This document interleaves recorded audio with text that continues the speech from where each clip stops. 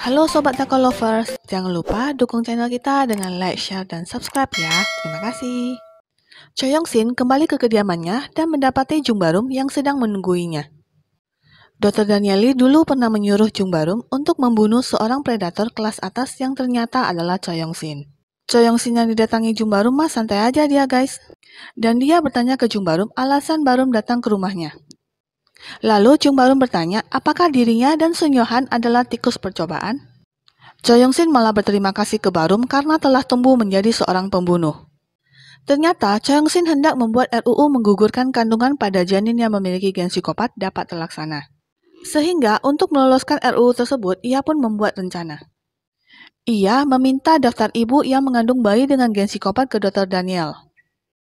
Lalu Choi Yong-sin membentuk unit operasi hitam. Mereka sudah mengamati sejak kehamilan para ibu dengan janin gen psikopat untuk memastikan anak-anak mereka lahir. Dan setelah mereka lahir, agen ditugaskan untuk mengamati tindakan mereka. Lalu Jung Barum kembali bertanya apakah Choi Yong-sin yang menyuruh Song Song-ho membunuh ibu dan keluarganya. Sebenarnya Song Song-ho tidak sengaja membunuh keluarga Barum. Karena jika Barum terbunuh, maka eksperimen pun dihentikan. Jung Barum lalu menodongkan senjata ke Choi Yong-sin dan ingin membunuhnya. Tetapi Jung Barum mengurungkan niatnya untuk membunuh, walaupun si Choi Yong-sin ini sempat memaksa Barum untuk membunuh dirinya agar dunia yang ia impikan dapat terwujud. Detektif Ko yang curiga dengan panggilan telepon yang dilakukan dokter yang menangani Barum lalu memeriksa nomor ponsel tersebut. Hingga sampailah dirinya ke kediaman Choi Yong-sin.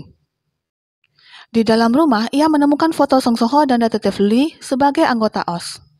Komochi juga menemukan laptop Kim Jun-sung yang membuat Detektif Shin tewas. Selain itu, ia juga menemukan bros nenek Bongi dan kalung Komowon. Kemudian ia memeriksa kembali rumah itu dan menemukan Choi Yong-sin yang terikat. Choi Yong-sin dan Dr. Danieli lalu dibawa ke kantor polisi. Detektif Ko mendapat pesan dari Bongi yang akan membunuh pembunuh neneknya dan kakak Detektif Ko. Detektif Ko segera mencari Bongi. Kemudian Detektif Komochi mendapat kabar bahwa potongan plastik yang ia temukan di rumah lama Barum berasal dari topeng Goldman dan ditemukan DNA Hancock di potongan itu. Dan Komochi harus menerima kenyataan bahwa teman yang ia anggap sebagai adik angkatnya adalah orang yang membunuh kakaknya Komowon. Bongi ternyata disekap di sebuah bangunan kosong oleh Jung Barum yang ingin melindunginya dari kejaran anggota OS. Dia meminta bibinya untuk menjaganya agar Bongi tidak meninggalkan tempat tersebut sampai urusannya selesai. Setelah sadar, Bongi pun lalu mencari Barum. Bongi berhasil menemukan Jung Barum. Bongi merasa dipermainkan oleh Jung Barum hingga ia akhirnya jatuh cinta kepada pria yang telah membunuh neneknya. Lalu ia pun berusaha membunuh Barum untuk membalaskan dendam kematian neneknya. Barum terus mengelak karena ia tidak ingin Bongi menjadi seorang pembunuh. Jung Barum benar-benar sangat menyesali perbuatannya yang telah membunuh nenek Bongi dan meminta maaf ke Bongi. Tiba-tiba Bongi pun mengurungkan niatnya untuk membunuh Barum. Ia ingin Jung Barum menyerahkan diri dan hidup menderita dengan perasaan bersalah. Lalu Bongi pun pergi meninggalkan Barum. Tak berapa lama kemudian giliran Detektif Ko yang ingin membunuh Barum. Jung Barum meminta Detektif Ko untuk menangkapnya. Dan ia juga berjanji akan melakukan yang ingin Detektif Ko lakukan. Tentu saja Detektif Ko tidak mempercayainya. Tiba-tiba Choi Hong-ju memukuli Komochi hingga pingsan dan menyuruh Barum untuk menepati janjinya ke Komochi. Nah, flashback lagi, dulu Choi Hong-ju hampir menggugurkan kandungannya, tetapi dia mengurungkan niatnya. Kemudian ia pergi memeriksa ke rumah sakit kosong di mana ditemukan jejak Hancock. Di sana ia malah menemukan Dr. Danieli. Dr. Daniel pun menceritakan bahwa Jung Barumlah pelaku pembunuhan berantai. Nah, Choi Hong-ju lah yang merencanakan agar Dr. Daniel memanfaatkan Jung Barum untuk menyingkirkan psikopat lainnya yang pantas mati seperti Kang Duk-so. Nah, keesokan harinya, Jung Barum pun menyerahkan diri. Sung Ji-eun lalu menemui Jung Barum. Sung Ji-eun teringat dulu, Yohan kecil pernah bercerita ada teman sekelasnya yang aneh dan dia mengeluarkan isi perut kelinci. Kemudian, Sung Ji-eun melihat Sehun kecil sedang membawa adiknya Jaemin, yang ingin menguburkan adiknya hidup-hidup. Sung Ji-eun buru-buru menolong Jaemin lalu berniat untuk membunuh Jae-hun kecil tetapi diurungkannya. Kemudian ia memberitahu hal tersebut ke ibunya Jae-hun dan meminta ibu Jae-hun untuk membunuh Jae-hun sebelum ia membunuh adiknya sendiri. Setelah menemui Barum, Sung Ji-eun yang merasa bersalah terhadap Sun Yohan lalu bunuh diri.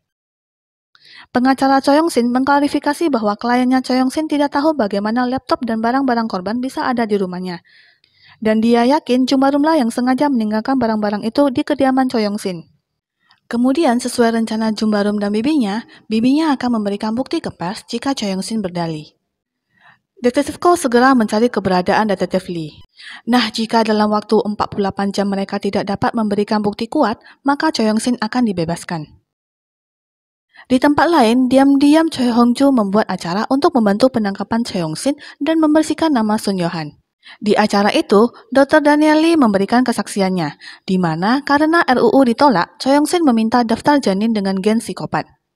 Dr. Daniel memberikan data 2 janin dan 1 anak, yaitu Jumbarum, Sun Yo-han, dan Ho Hyung-chul. Dr. Daniel pernah menyuruh Choi Yong-sin untuk menghentikan eksperimen ini, tetapi ia malah berkata makin banyak yang dibunuh Jumbarum, makin rakyat menjadi marah, sehingga RUU itu dapat disahkan. Tentu saja Choi Yong-sin membantahnya. Nah, kemudian Choi Hong-ju mewawancarai saksi berikutnya, yaitu bibinya Barum. Singkat cerita, akhirnya detektif Ko berhasil menemukan bibi Barum guys, dan kemudian membawanya ke Obongi untuk mengikuti acara Choi Hong-ju. Nah, bibi Barum lalu menceritakan semuanya. Tentu saja, bibi Barum mempunyai bukti yang kuat yang dapat membuat Choi Yong-sin akhirnya menjadi tersangka. Dan Choi Yong-sin pun akhirnya tertangkap kembali. Kemudian, Choi Hong-ju tetap melanjutkan acaranya untuk membersihkan nama Sun Yo-han. Beberapa saksi yang dapat membuktikan Sun Yo-han tidak bersalah, yaitu ibunya Song So-ho yang diberikan motivasi untuk hidup oleh Sun Yo-han, Dr. Daniel yang pernah diselamatkan oleh Sun Yo-han, kemudian Obongi yang sewaktu kecil juga pernah ditolong oleh Yo-han kecil, dan rekaman video beberapa jam sebelum Sun Yo-han tewas. Di rekaman itu tampak Sun Yo-han yang sedang menangis dan seorang psikopat tidak pernah berpura-pura saat mereka sendiri. Kemudian Choi Hong-ju mengaku di acaranya sendiri bahwa ialah yang menyarankan Dr. Daniel Lee untuk memanfaatkan Jumbarum agar ia membunuh psikopat lainnya seperti Kanduk-so. Choi Hong-ju juga mengaku 26 tahun yang lalu ialah yang membantu Han So-jun untuk membunuh seorang wanita yang adalah putri dari ibu Song So-ho. Kemudian ayahnya Park Do-sok yang menangkap Choi Hong-ju. Beberapa hari kemudian sidang pertama Jumbarum pun digelar. Jumbarum lalu dihukum dengan hukuman mati. 6 bulan kemudian, Jumbarum dipindahkan ke penjara tempat Han So-jun berada. Dengan dibantu oleh Kodongko, Barum pergi ke sel Han So-jun. Han So-jun sudah merencanakan untuk kabur dari penjara bersama Jumbarum. Tetapi Barum malah membunuh ayahnya sendiri. Ia telah berjanji ke Komochi untuk menyelesaikan yang ingin dilakukan oleh Mochi. Setelah itu, di penjara Jumbarum mulai merasakan sakit kepala yang luar biasa efek samping dari operasi transplantasi otak. Park Do-sok lalu menemui detektif Ko untuk memberitahukan bahwa Jumbarum akan segera mati. Jika ada yang ingin kamu katakan kepadanya, temuilah dia sebelum dia mati. Keesokan harinya, detektif Ko datang ke lapas menemui Jumbarum. Jumbarum hanya bisa meminta maaf ke detektif Ko. Detektif Ko melihat Jumbarum yang kesakitan dan menderita.